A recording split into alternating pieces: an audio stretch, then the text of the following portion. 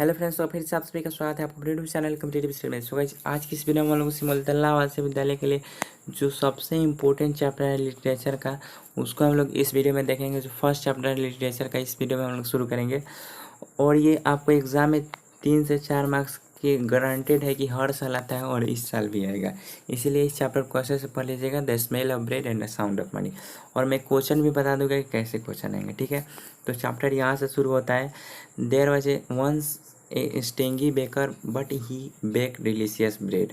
तो इसका मतलब कह रहा है कि एक कंजूस बेकर था। बेकर वो होता है कि जो क्या करता है कि पाव रोटी को बेक करता है। तो उस स्टिंगी था यानी कंजूस था। तो आप लोग जानते होंगे कंजूस किन्हें कहते हैं, ठीक है। लेकिन वो क्या करता था, स्वादिष्ट ब्रेड बेक करता था, यानी कि स्वादिष्ट पाव रोटी को बेक करता था। ये आप पिक्चर देख सकते हैं, ये जज है और ये बेकर होगा, ये पुअर मैन है और ये वकील है। तो ये सभी मैं आगे बताऊंगा कि ये क्या कर रहे हैं, ठीक। अब देखिए, there was a poor man, एक गरीब आदमी था। यानी कि इस चैप्टर में आपको 2 कैरेक्टर मिल गए।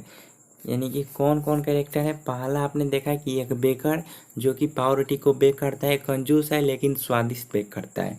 वो दूसरा आपको एक गरीब आदमी मिल गया। अब क्या करे, he wish to enjoy sweet smelling bread but he did not have any money.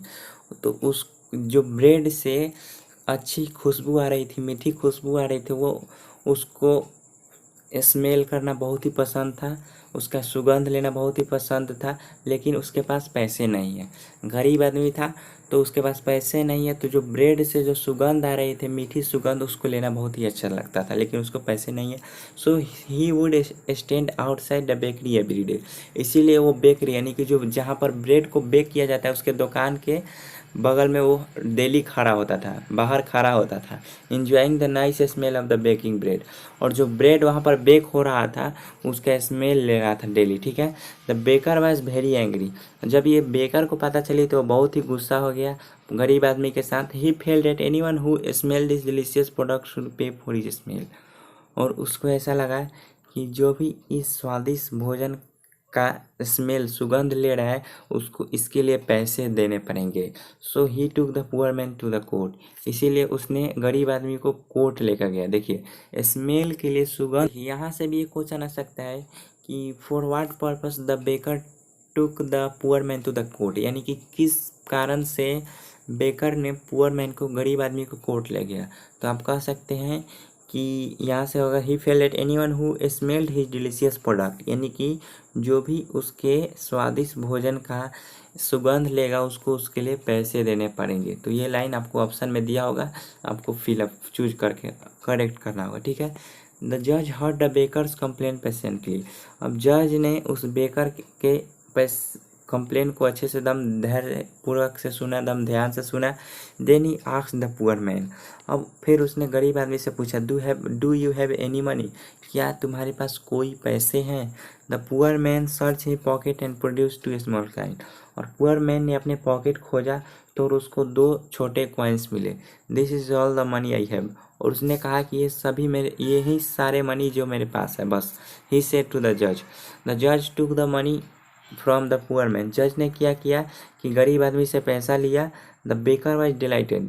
अब उसके बाद गरीब आदमी से पैसा लिया तो जो बेकर था, मान लीजिए कोई भी पैसा दे रहा है, तो बेकर क्या सोचेगा कि खुश हो जाएगा कि हाँ, मुझे जज पैसे दे देंगे लेकर के। He smile and eagerly held out his hand to take the money from the जज। और वो दम उत्सुक हो गया, खुश हो गया और जज के पास हाथ फेर दिया कि पैसा देंगे। बट द जज did not give money to the baker. तो जज का काम क्या होता है कि गुड डिसीजन है, जो सभी के भलाई के लिए हो। जैसे ही वो हाथ लेकर आए पैसा लेने के लिए, लेकिन जज ने उसको पैसे नहीं दिए। ही ओनली जिंगल द कॉइन। क्या किया कि वो दोनों कॉइन को लेकर सटा दिया और उससे साउंड प्रोड्यूस कर दिया। Then he return them to the poor man. उसके बाद वो उस गरीब आदमी को दे दिया, उसको खनखना करके और गरीब आदमी को दे दिया। Saying punishment should fit the crime. और ये भी कहा कि punishment should fit the crime, यानी कि जैसी अपराध है उसके हिसाब से सजा होनी चाहिए। The price of the smell of the bread should be the sound of money, यानी कि जो ब्रेड की सुगंध है, उसका जो प्राइस होना चाहिए वो क्या होना चाहिए, पैसे की आवाज़ होना चाहिए। तो ये सभी है जो कि चैप्टर था। बस बहुत इजी चैप्टर है, बहुत ही छोटा चैप्टर, आपको इम्पोर्टेंट पॉइंट देखना है, ठीक है। तो पहले हम लोग हर एक लाइन से देखेंगे कि क्वेश्चन कैसे कैसे आ सकता है और कैसे आए हैं। तो पहले क्वेश्चन आ सकता है आपका, there was only one stingy baker. तो क्वेश्चन आ सकता है कि बेकर क्या था, ठीक है। तो पहला क्वेश्चन आपका ऐसे ही आ सकता है, बेकर वाज। ऑप्शन दे देगा ग्रीडी, ऑप्शन बी दे देगा स्टिंगी, ऑप्शन सी दे देगा रिच, ऑप्शन दे देगा नॉन ऑफ दीज। तो आपको चूज करना है कि वो कैसा था। तो आपका स्टिंगी होगा। तो एक स्टिंगी पॉइंट याद रखिएगा कि स्टिंगी बेकर था और ये डिलीशियस फूड बनाता था। पहले लाइन से 2 क्वेश्चन आएगा तो आ सकता है, ठीक है। अब चलते हैं हम लोग नेक्स्ट पैराग्राफ में। उसके बाद poor man he wish to enjoy sweet smelling bread but he not have any money. तो नेक्स्ट क्वेश्चन आएगा कि what does poor man do, यानी कि गरीब आदमी क्या करता था। ये दूसरा क्वेश्चन आ जाएगा, ठीक है। तो आपको बहुत सारे ऑप्शन दे दिए जाएंगे, जैसे कि eat the bread baked by the baker, यानी कि जो ब्रेड बेकर बेक करता था वो खाता था, या poor man always teach the baker, यानी कि जो बेकर है उसको परेशान करता था। यानी कि बहुत सारे ऑप्शन आ सकते हैं। तो आपको याद क्या रखना है, wish to enjoy sweet smelling bread, यानी कि ब्रेड का सुगंध लेना पसंद करता था। उसके बाद नेक्स्ट क्वेश्चन आ जाएगा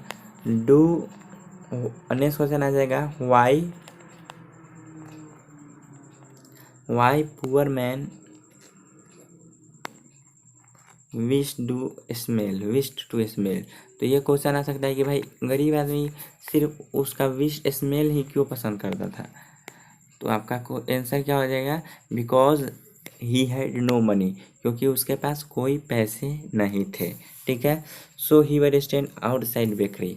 अब ये भी क्वेश्चन आ सकता था, कहीं से भी क्वेश्चन आ सकता है। Where the poor man stand, गरीब आदमी कहाँ रहता था। तो आपका ऑप्शन दे देगा इनसाइड आउटसाइड, बाहर भीतर।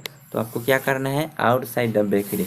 पैसा नहीं देगा तो उसको अंदर तो जाने ही नहीं देगा, तो आउटसाइड बेकरी। वो क्या करता था, enjoying nice smell of baking bread, जो ब्रेड बेक हो रहा था उसका स्मेल इंजॉय करता था।